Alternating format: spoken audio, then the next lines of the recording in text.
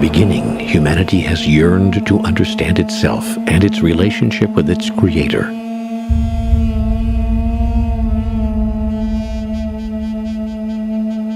In the days of Moses, the Creator was known as the God of our forefathers, or the God of Abraham, but there was no real name for the divine creative presence.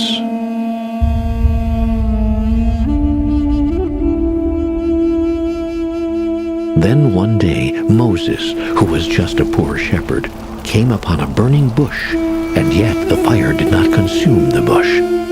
A voice spoke to him, saying that he must go unto the Pharaoh Ramses and demand the release of the Israelite slaves. When Moses asked who he should say sent him, God said, "I am that I am." For the first time in history, God had a name.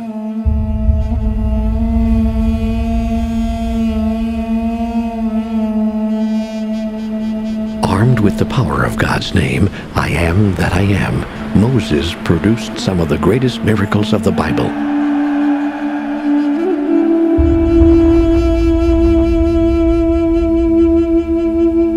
Religious authorities, recognizing the name's awesome power, declared that uttering it was the highest blasphemy. And so its strength was unrealized, misinterpreted, and misunderstood.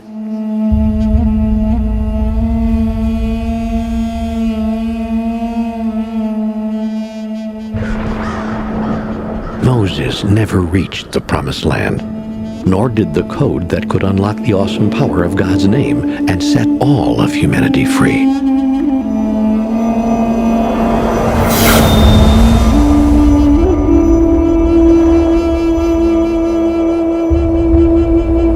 A code that could set humanity free. It may seem impossible, but Moses learned something from God that day that changed the world. In fact, we still talk about the miracles he produced. When God gave Moses the name, I am that I am, there was a simple code that went with it that unlocked the true power and meaning of the words. But then the name of God was banned, and uttering it was sometimes even punishable with death. And so the code was lost. A code is a system of letters, numbers, or symbols that communicates information when converted into normal language. If the Moses Code could unlock the power of God's name today, is it possible that we would have the power to create miracles just like Moses did 3,500 years ago? For the first time, world-renowned scholars, psychologists, and philosophers will reveal the Moses Code and how you can harness its energy to change your life. Today we have the power to destroy the world many times over, but the Moses Code unleashes a new kind of power, one that creates worlds and helps us fulfill our individual and collective destiny. Incredibly, the Moses Code is far simpler than you may have imagined. Most of us were taught that the name given to Moses was, I am that I am. That doesn't make sense without the code. In reality, the name was much simpler. The Moses Code is a common symbol, something that we see and experience every day. The Moses Code is a comma. The Moses Code is a comma? A comma. I don't think so. I am that I am with a comma. We're not saying that the Moses Code is a comma. We're saying the Moses Code needs a comma. I am that, comma, I am. The very name of God, I am that I am, has intrigued me for many, many years. When I was a child, I was told this by the adults around me. I am that I am, saith the Lord. And I thought, what in the world does that mean? I am that I am.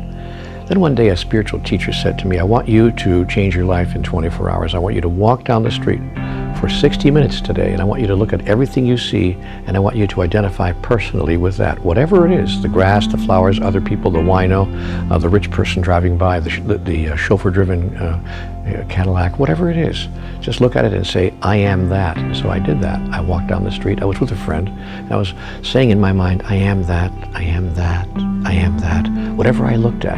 If I saw violence on a TV screen, I am that. If I saw something beautiful happening in the park between a mother and a daughter, I am that. I was just saying that to myself and allowing myself to identify with all that is. And the friend that I was with looked at me and said, what are you doing? And I said, oh, I'm just saying I am that. She said to me, no, you're not that. You're not that, you're you. I said, no, I am that. You don't understand, I really am that. She says, no, you're you. You're really mixed up in your head. I said, listen to me, I am that, I am. And then I said, oh my God, did you hear what I just said? I just said, I am that. I am. The great name of God, I am that I am, has been misunderstood from the beginning of time. It's simply God's simple way, God's very human way of saying an enormous truth. I am that. I am. This is the presence of God saying, I am that. Everywhere you see me. People used to say God is in everything. Really, everything is in God. God isn't just saying that I created that. God is this field, this presence that is everywhere in its fullness. God is saying, I am that. I am that. I am that person. I am that. I am that experience. I am that. I am every that there is. Many of us are still stuck at kind of a fifth grade idea of God. And so we have, I am that I am is this man in the sky with a white flowing beard and these big long flowing robes. God made us in its image, and we've been trying to return the favor ever since, meaning that we've made God in a man's image.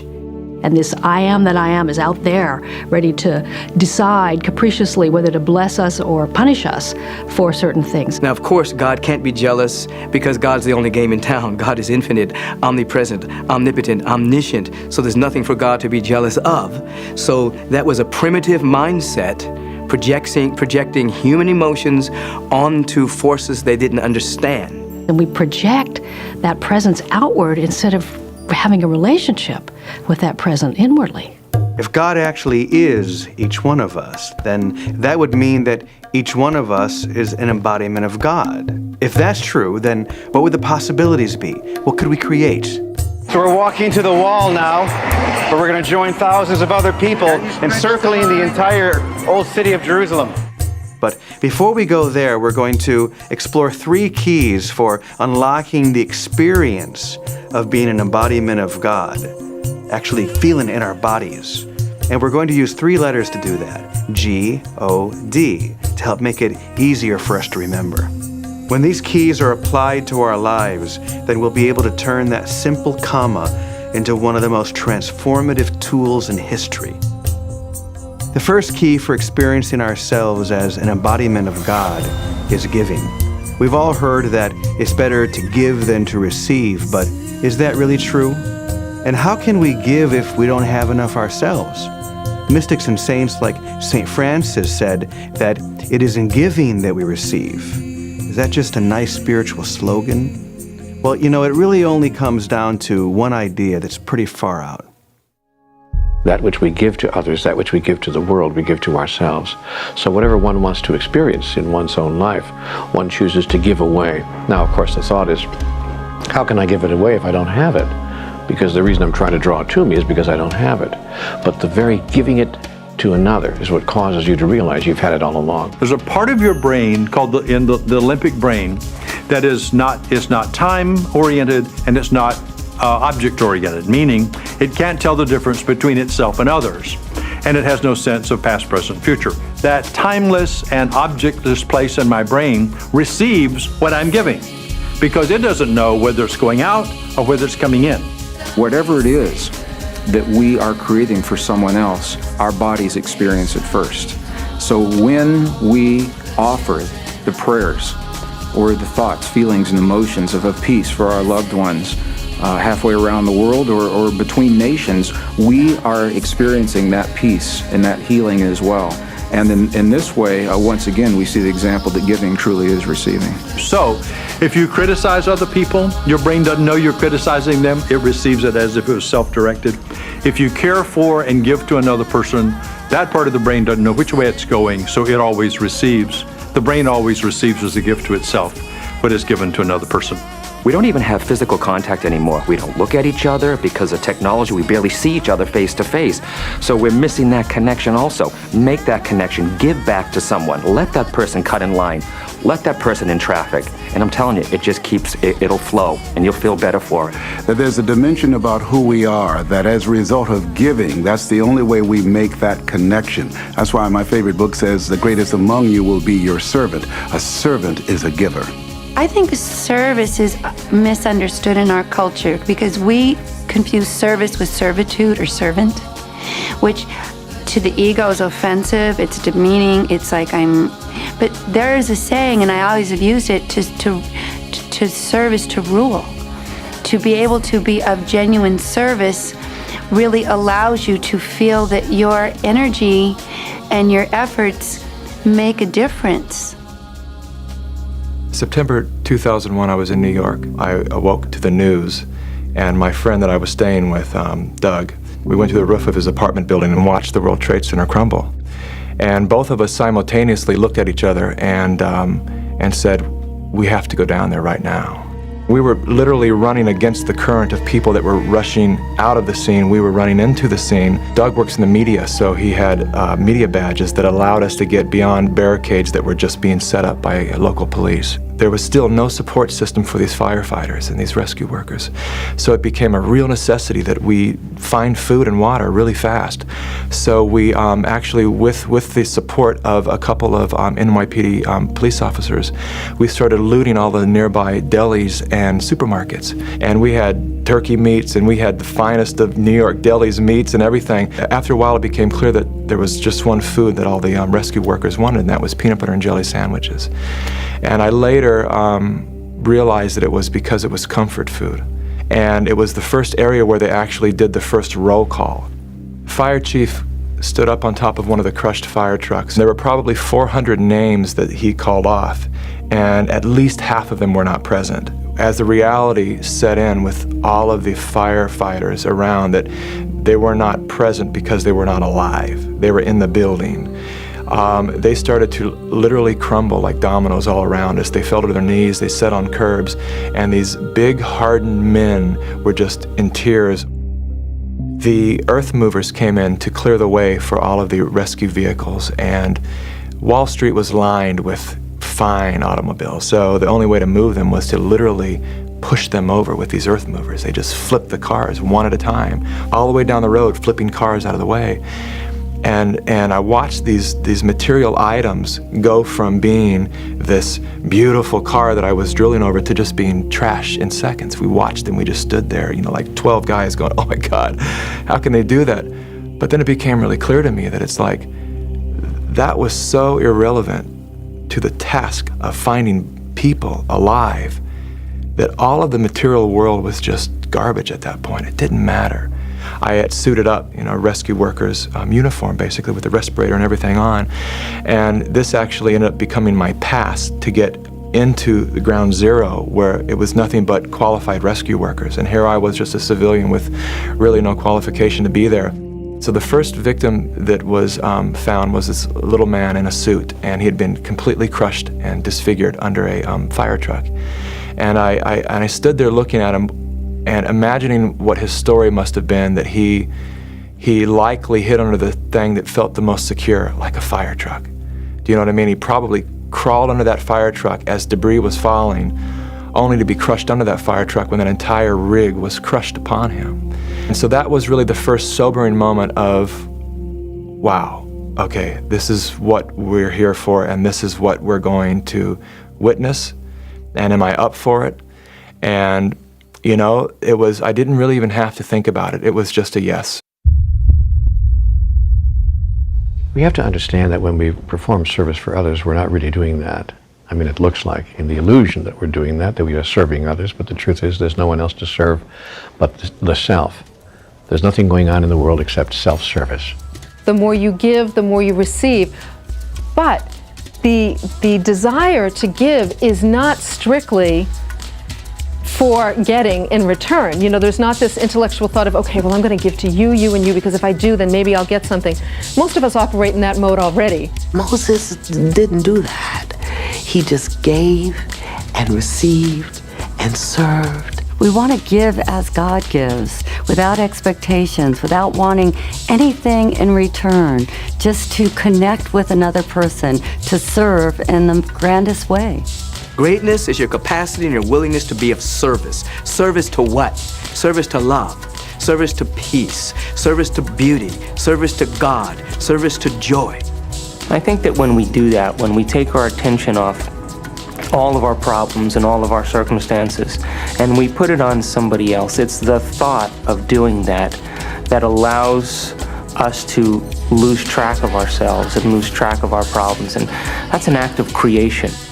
Recently, I was inspired by my own son, Bo, who was having a bar mitzvah, and the rabbi explained to him that the mitzvah was really in the stretch, going beyond what he felt comfortable doing. What kind of challenges do you feel like you faced and that you had to overcome to do this great mitzvah?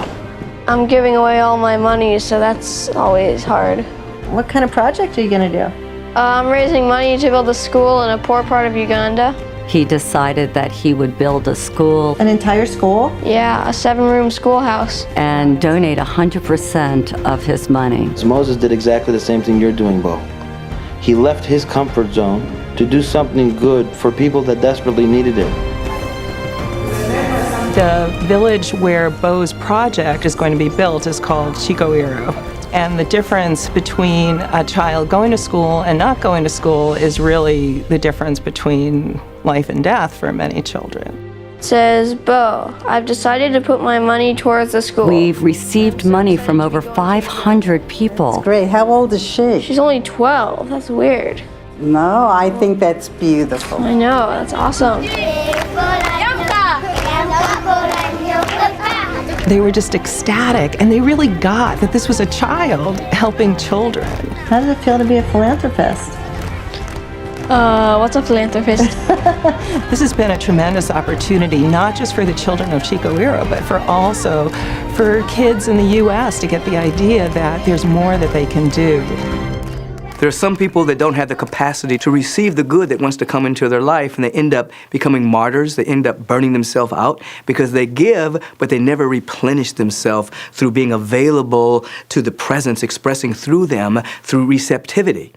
The couples who proceed slowly in therapy, the couples who seem to never get there, and no matter what happens in the relationship, they just don't, quote, really improve, have what we call a defense against receiving. They have no receptors for letting stuff in. Not only letting love in, but letting compliments in, letting positive statements in, letting appreciation in. To surrender yourself enough to be able to receive, first from God, the Holy Spirit, and then from those around you, I think is one of the most sacred acts that we perform. The complete whole state is an individual that gives with ease and with grace. They are here to give, to share their gifts, their time, their talents, their capacities, while at the same time they're in tune with the fundamental order of existence, their real being, and they're receptive to this flow through them. They can receive love, they can receive intuitive hits, they can receive wisdom and guidance, they can receive the beauty that is everywhere. So there's a complete cycle, and ultimately giving and receiving are one. Most of us have heard prophets and sages and enlightened beings say that we're all one. But we look out at the world and we see separation everywhere, so how can that be true? Does that mean that I'm one with Jack the Ripper as well as Mother Teresa?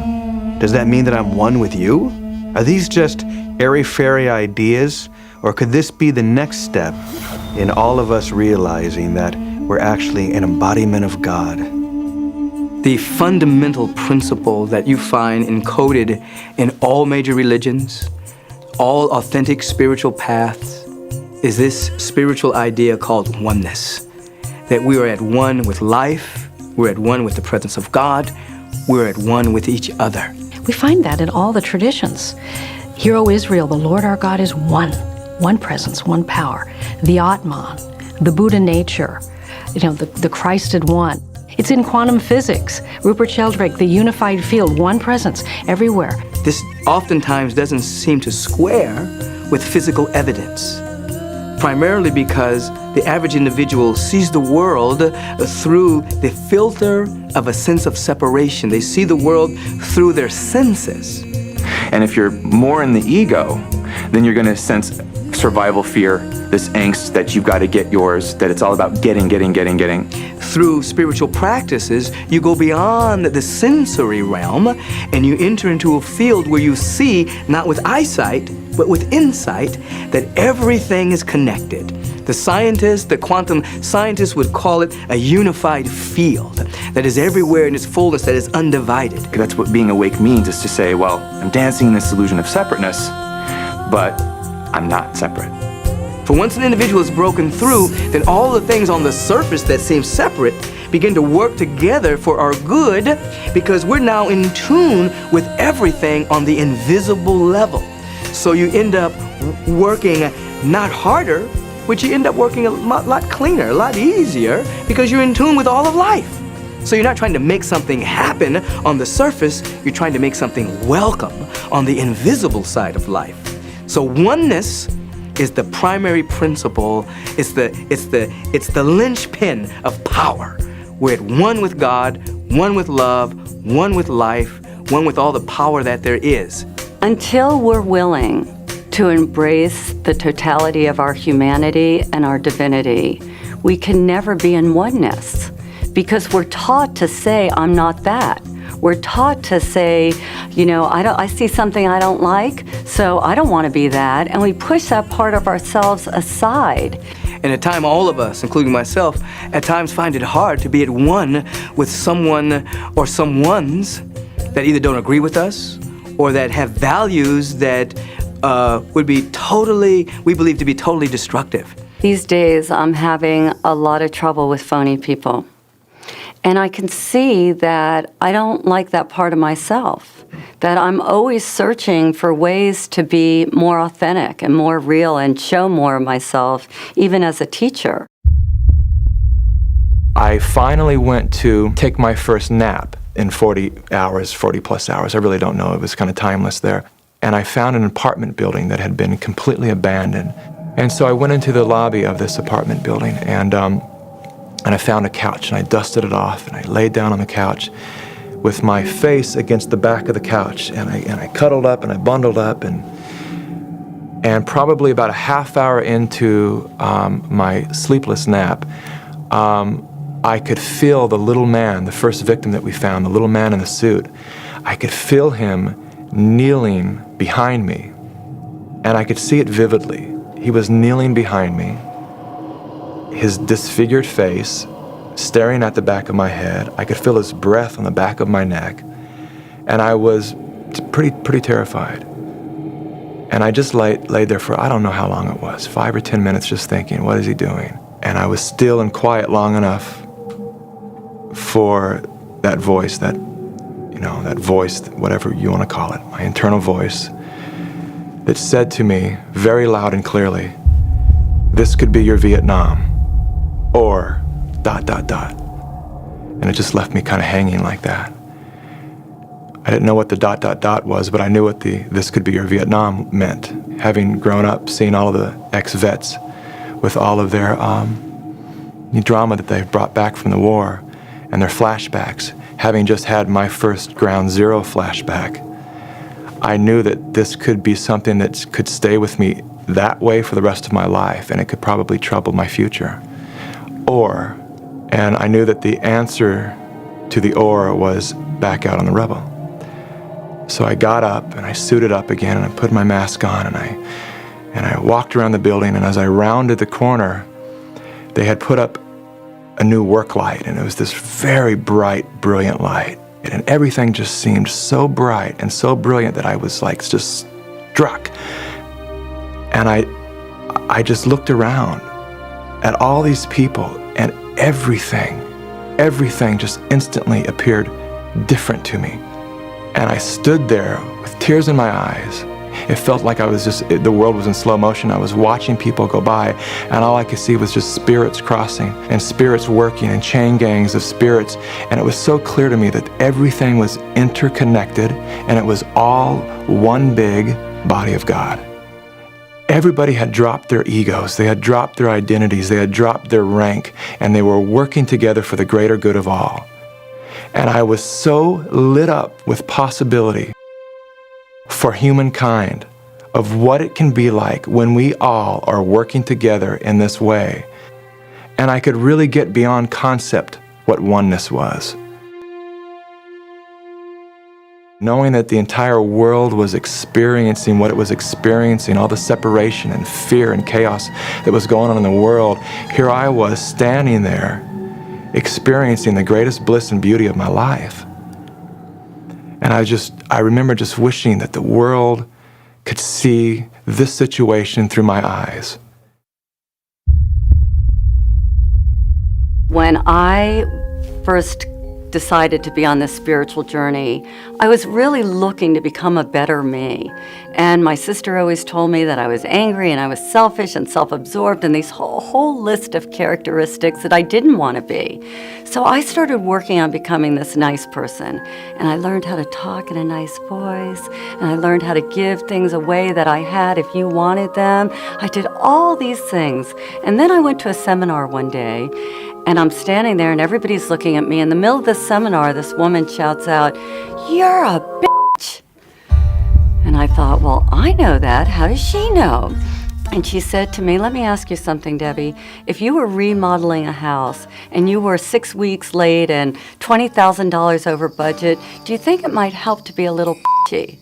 And all of a sudden, a light went on, because I thought if I just got rid of all my bad qualities, and believe me, I have plenty, that somehow that would make me a good person. The piece I was missing is that every dark quality of mine came bearing gifts. And you can go down the list, things that we see that are very negative, oftentimes have the effect of taking us to the next stage of our evolution. You take somebody like a George Bush, he was an evolutionary trigger. He's galvanized the peace movement, parts of the peace movement that had never spoken to each other in many years, since the 60s. He comes along with a war ethic and a preemptive strike war ethic. Peace movement starts talking. So he actually was a very positive force for the evolution of many positive things on the planet. See, if I want to grow and evolve spiritually, I have to take my projection off of them and own and embrace that part of myself. We have to be lovers of humanity. We have to be lovers of ourselves, and even seek to love that which our ego or our mental perception would say, you know what, I can't love that. I'm a phony bitch. Now the question is, how am I going to love myself being a phony bitch? Go within and embrace it anyway. And even as I say this, they're probably going to bleep me out, because nobody can bear that they might be a phony bitch. So then they've got to shut me down, and we all have to pretend like we're not that. People get confused in this conversation because they'll say, well, I'm not a murderer, or I'm not a rapist. But I would say, find out what kind of person would be a murderer.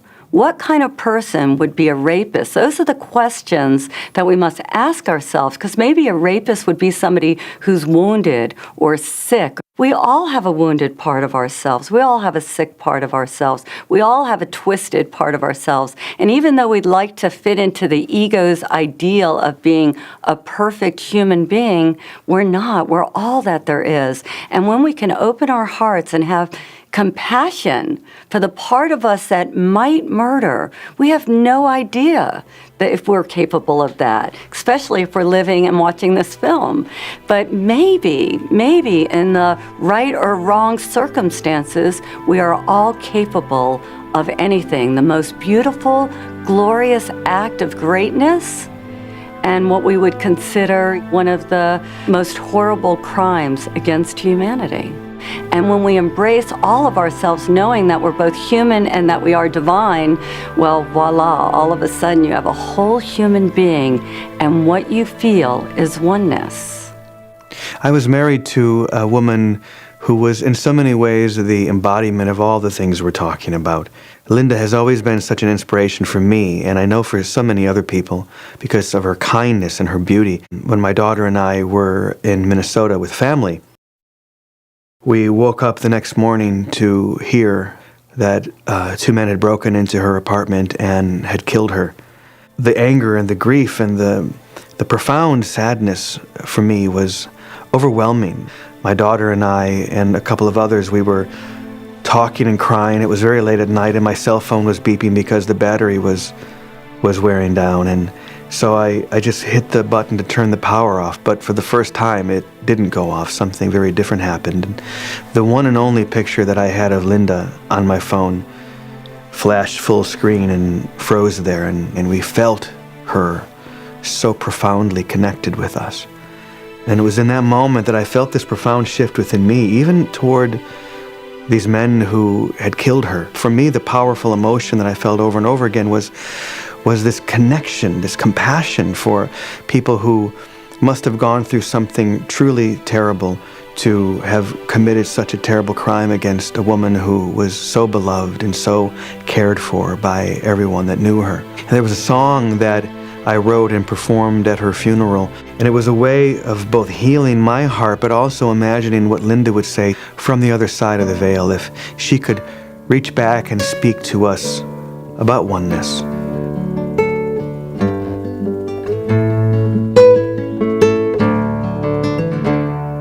And if ever you forget me, just call me by my name, and my soul, it will answer time and time again. And if ever you should leave me, I'm never really gone. You can find me deep within you, in the one.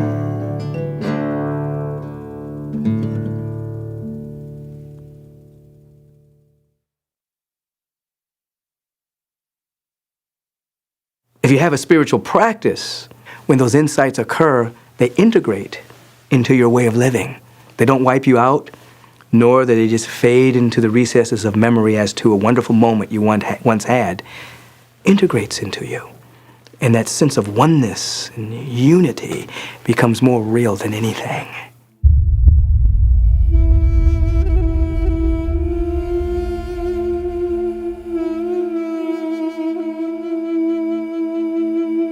Do you have a destiny? Moses believed that his destiny was to lead the Israelites out of Egypt into the Promised Land, while on the other hand, Forrest Gump felt that life is like a box of chocolates and you never know what you're going to get. It can be a little scary trying to tackle an idea so big, but it might be worth another look, since the final key to experiencing yourself as an embodiment of God is to uncover your deepest yearning and your reason for living. The calling is always upon us. There's always something within us that wants to become conscious of itself as us. It's called the next stage of our evolution. There's something within all of us that we must express. So Moses represents you and me, an ordinary person on an ordinary day having an extraordinary experience, where Moses climbs a mountain and there he has an encounter with a presence that shows up as this flame in a bush that is burning, but the bush won't be consumed. Meaning that the source of this presence isn't in the material realm. The source of this presence comes from and is presencing that which is divine and eternal. And Moses doesn't know quite what to do with this, as either you or I would do. He knows there's something in him that knows this is about to completely transform his life. Now, I consider myself a fairly spiritual person. But if I were sitting here today and the bush were to start burning, in my mind, I'd go get the fire extinguisher. The bush is always glowing. I had an opportunity to be with a powerful shaman in Africa a few years ago, and we were traveling at night, and I was kind of stumbling, and they were just walking through the jungle like it was daylight. And we went out to a clearing and had this very powerful experience out there. And after the experience, everything was lit up. Everything was aglow with this fire. The leaves were on fire, the ground was on fire, everything was aglow. And I was aware that these individuals that were taking me through the jungle, they were seeing like this. They had this night vision that allowed them to see the luminosity from all of nature. And in that instant, I had the same thing. I had that kind of a spiritual night vision that allowed me to see that everything was ablaze with the Spirit of God. And I thought about Moses seeing the burning bush. At that moment, he was in transcendent awareness, that he could see clearly that God is everywhere and everything is aglow with this fire, this power, and this presence. Moses was having a good day. When Moses asks the bush, asks this flame, asks this presence, "Who are you?" he hears, "I am that I am." And we don't know whether the conversation is actually audible in human terms or it's a transmission from the knower that is everywhere present into his heart. But nevertheless, this communication says something. And the communication is this: there is a journey that you are to take. Joseph Campbell would later call that the hero's journey. That there's a journey that is for each one of us to take, that takes us from our local, temporal, egoistic point of view or self to an understanding, a person of destiny, a person of wholeness and completeness, and that journey is the Moses journey. Moses didn't think he was worthy, and so that unworthiness combined with willingness provided a space for the presence of God to come through, because Moses wasn't blocking God out with his ego. So the rest of the story is both a literal story, a historic story, but it's also a meta story. It's a story of you and the story of me. And all the characters in that story are parts of ourselves. So Moses is then told that he must go and free the slaves, and he is to take them to the promised land, or to fulfillment, to the land of milk and honey. And he questions, I can't do this. I mean, he stutters, he can't speak well. He's like, who am I to do this? And you and I feel the same way. When a dream, an idea, a calling, something calls to us about make a difference, give something, do something in your local community, do something for the world, do something for your family, do something. And right away we feel like, oh, I'm not up to it. I don't have what is required. I'm not enough for that. I think everyone has to come to grips with the fact that if there's a destiny within all of us, there's something calling all of us, and we are presently not the person that can deliver that destiny. We grow into it as we say yes to it. There's an old statement that God does not call the qualified, God qualifies the called. So that when we answer that call, then the presence qualifies you. It qualified me. I didn't have all of the skills, I didn't have the resources, I didn't have the money, I didn't have the space, didn't have anything. But God qualified me through my yes. So people showed up, resources showed up, buildings showed up, individuals who could catch the vision that I was articulating showed up, and then I changed, I grew. So the person that said yes is not the same person sitting here today.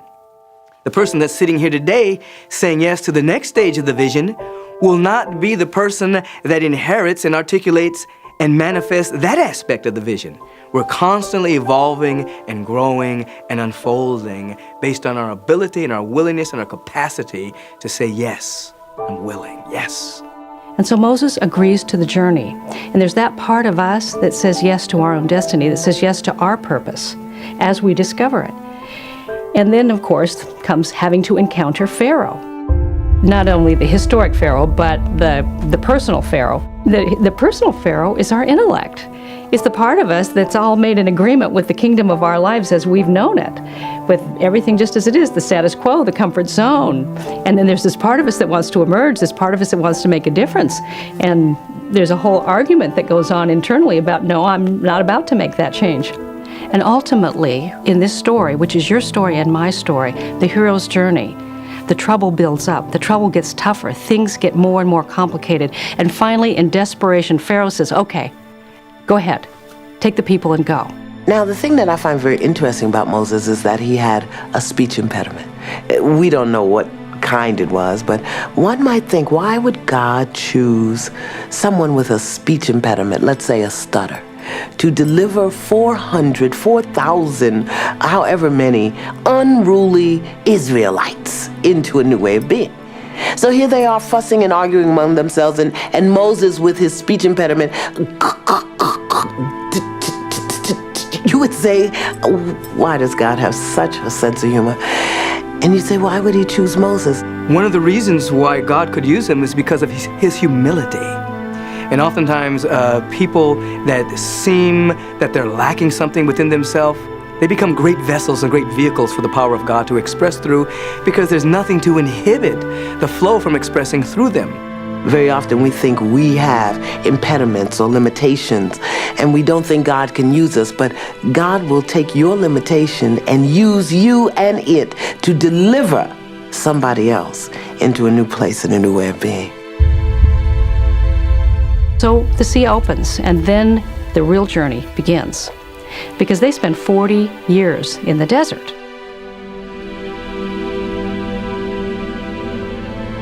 Which is in the Bible and in many of the mystical traditions. 40 is symbolic of simply this, the amount of time required for transformation.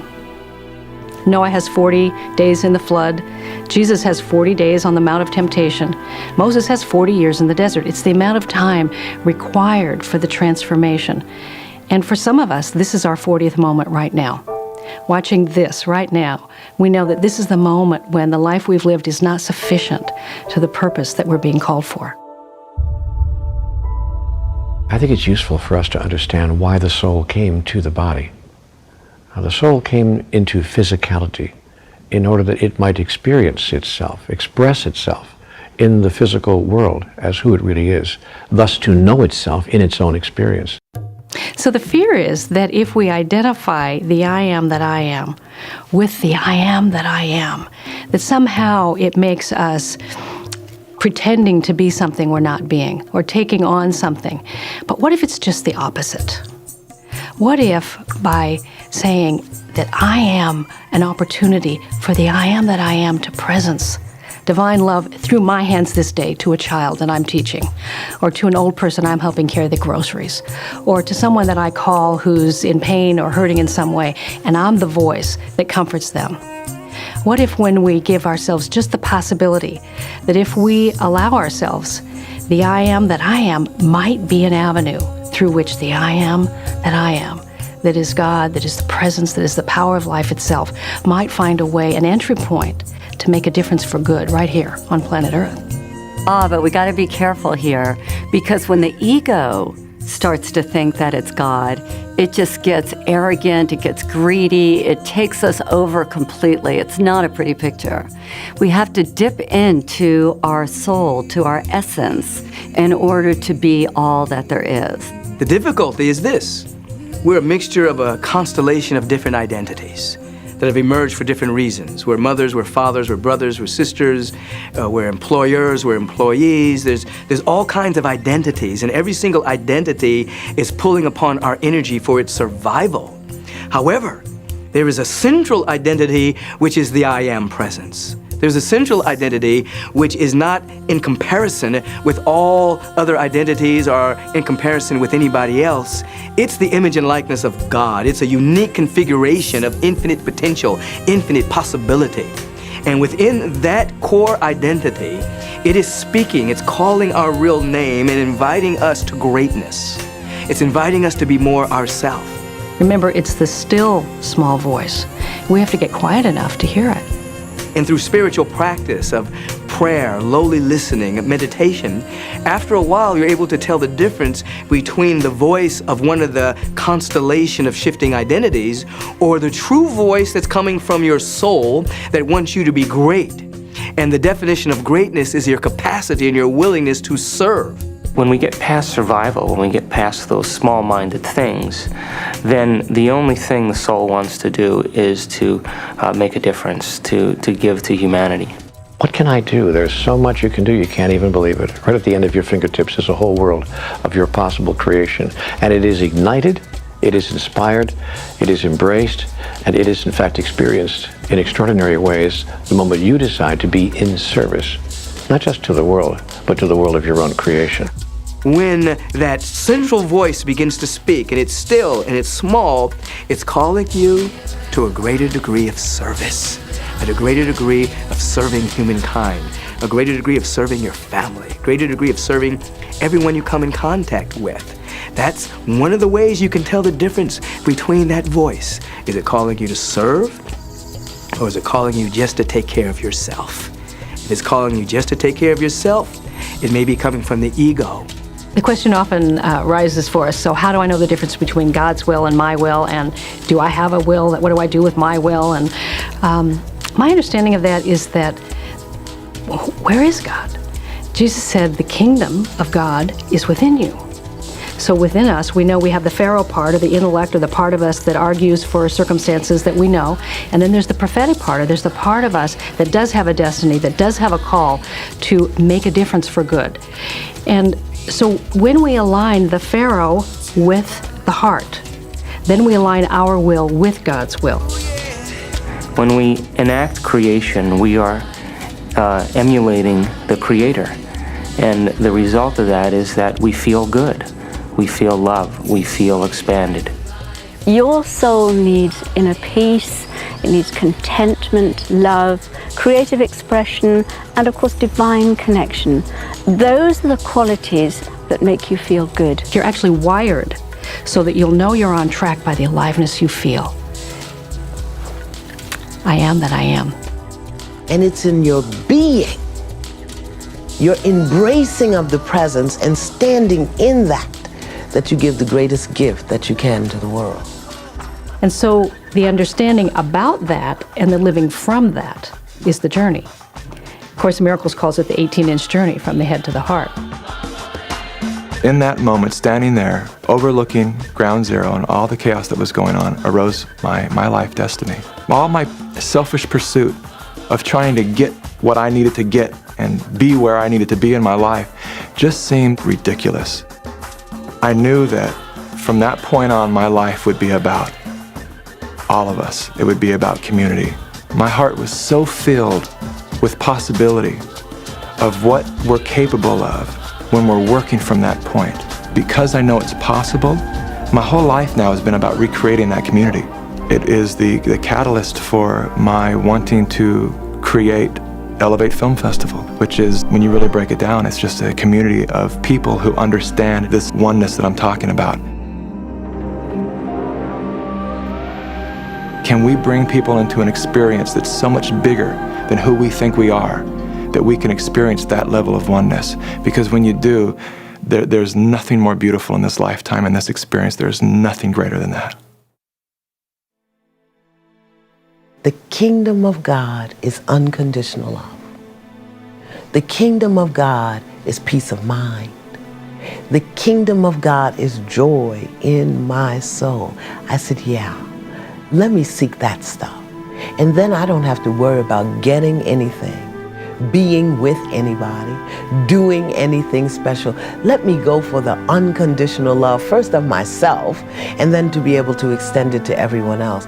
Let me go for the peace of mind, where I'm not worrying about what might happen, what could happen, where I'm just embracing the presence, my I amness, the manna of God in this right now moment. Let me go for that. And let that trickle down and fill every other aspect of my life. That's the kingdom.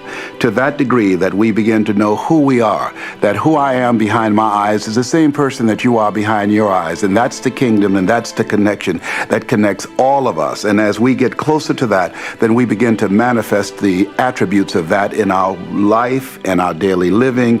So once I really understood what the kingdom was, oh yeah, baby, I want to seek that. So paradoxically, in that moment, while the world was experiencing chaos and confusion and fear, I was standing there experiencing my first true experience with God. Through giving and the service that I was witness to, I had experienced the oneness, the greatest sense of oneness that I ever knew was possible. And from that arose my destiny. Now that we understand the three keys for experiencing ourselves as an embodiment of God, Now it's time for us to consider what we can create from that new experience. If saying and being, I am that I am, really can unlock the power of God within us, the next question is, well, how extensive is that power? Can we move mountains and create miracles like Jesus and Moses? Are these just fantastical ideas, or can they really change the world? I is the creative factor of the universe, and when you add am to it, what you get is the movement of the creative force of the universe. So every time you say I am, you are creating movement. Think of it this way. We say, I am broke. Yes, and that's how you stay. I am lonely. Yes, and that's how you stay. But if we were to begin to use the creative force and energy of that name, I, and the movement of am, to say, I am whole, I am holy, I am complete, I am beautiful, I am gorgeous, I am wealthy, I am, we begin energy moving in our life, and we re-educate our souls. That's all Moses had to do, was to bring that oneness, that creative energy of God, and put an action to it. And Pharaoh had no choice but to back down. He recognized what he was dealing with. He was able to take the I am presence and lift up an entire nation to see who and what they really were and whose they really were. There's actually a way to activate this creative energy through a process that we can practice every day. And the great thing about this process is that it applies to almost every area of our life. And you can remember it with 5 simple words. And guess what the words are? The only thing that changes is what you focus on when you say those words. The first step is to imagine what you want to be, do, or have, and really make sure that it's something that matters. And the second step is to repeat the words, I am that, I am, and allow yourself to expand into that new possibility. So if we want to have a new way of being, we must say it and repeat it time and time and time again. When we repeat things, we encode them in our consciousness. The third step is pretty easy. In fact, you're already doing it. It's to breathe. Controlled breathing centers you, energizes you, and actually amplifies the effect. One way to practice this is to say, I am that, on the out-breath, and then as you breathe in, either think or say the words, I am, like this. I am that. I am. I am that. I am.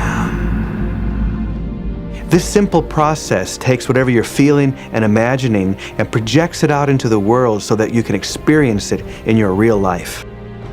One of the ways I like to support people in doing this is by thinking about the qualities that inspire you, the qualities that you desire. See somebody, maybe you know them or maybe you've read about them, in your awareness.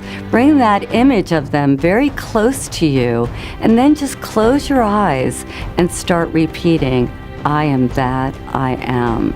Really allowing yourself to encode that image, that way of being, and those qualities right into yourself. I am the joy I want to experience. I am the peace I want to experience. I am the beauty I want to realize. I am the abundance I want to realize. And through the power of that declaration, through the flow of that kind of energy, it manifests in and as your life.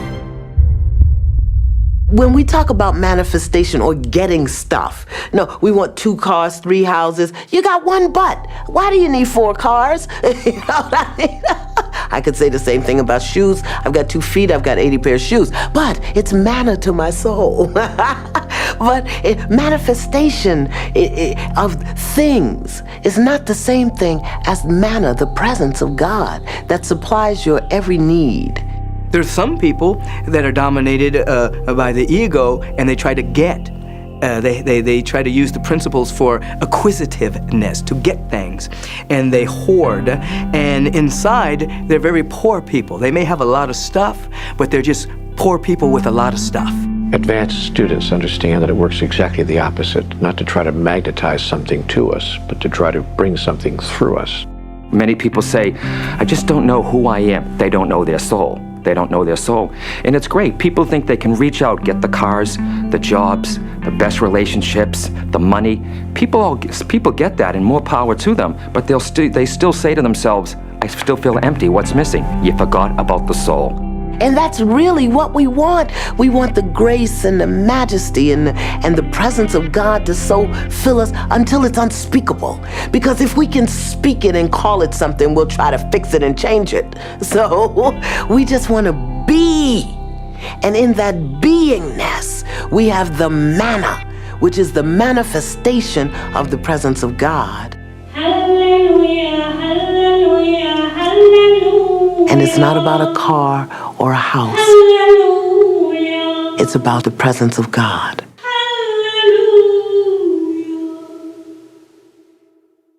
Truly embodying the God presence isn't just about being saintly and having this upward connection to the divine that we would call mystical and enlightened, but it also requires that we fully inhabit our bodies and fully be in our sensuality, our sexuality, and really combine and fuse those energies. Love is God, God is love.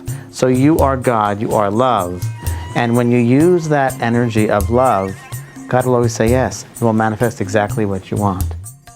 So if you can access that feeling of oneness or the energy of wholeness, what Jesus calls the kingdom of heaven within you, then you can begin to experience that all around you in the world.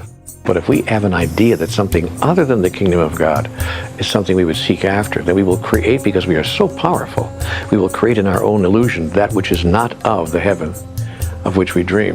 That is, we'll create our own hell on earth.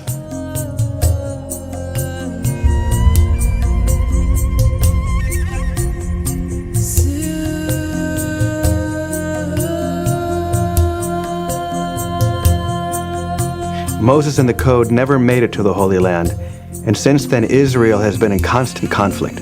Millions have lost their lives due to a misinterpretation of the name of God, and religious factions have been fighting for centuries, ironically, in the name of God. But thousands of people of all races and religions are flying in from all corners of the world, armed with the powerful intent to finally bring peace to the Holy Land by literally embracing the old city of Jerusalem.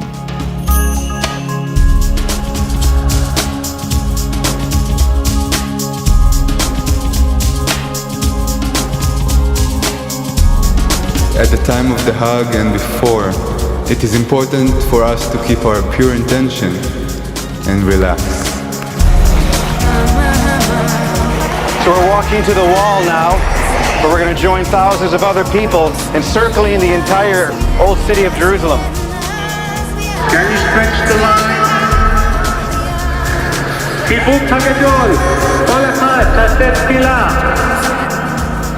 We're here facing the wall, so as you breathe out, you say, I am that, meaning I am that peace in Jerusalem. Feel the peace radiating from this city.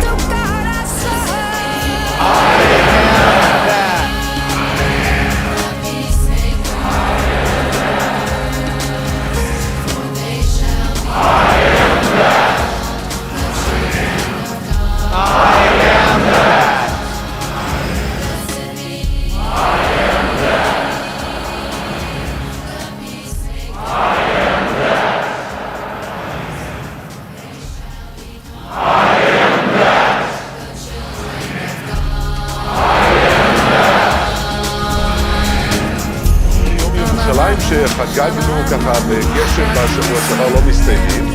הנה הפעם מחבקים את ירושלים. And so, 3,500 years later, Moses' journey is complete by delivering the true meaning of the name of God to the Holy Land.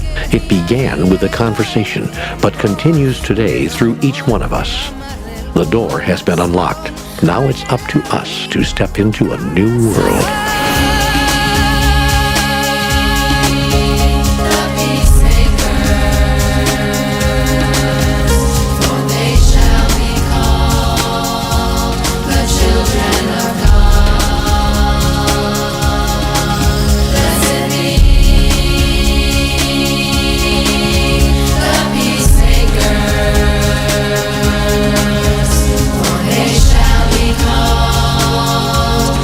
Children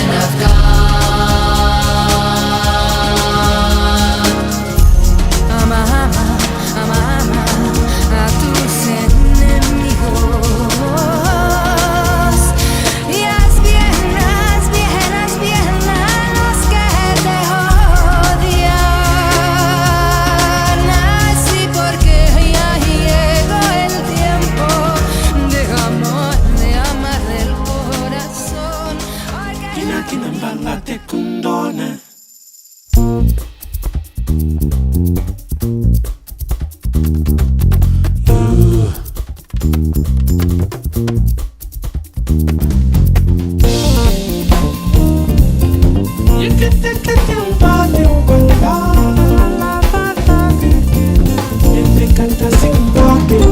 Now I'm gonna tell you a story, and this one you can repeat.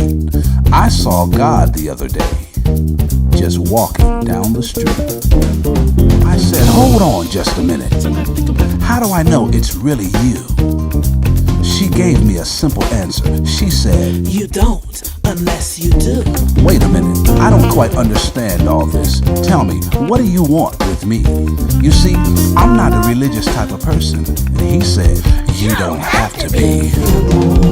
She looked like you, he looked like me.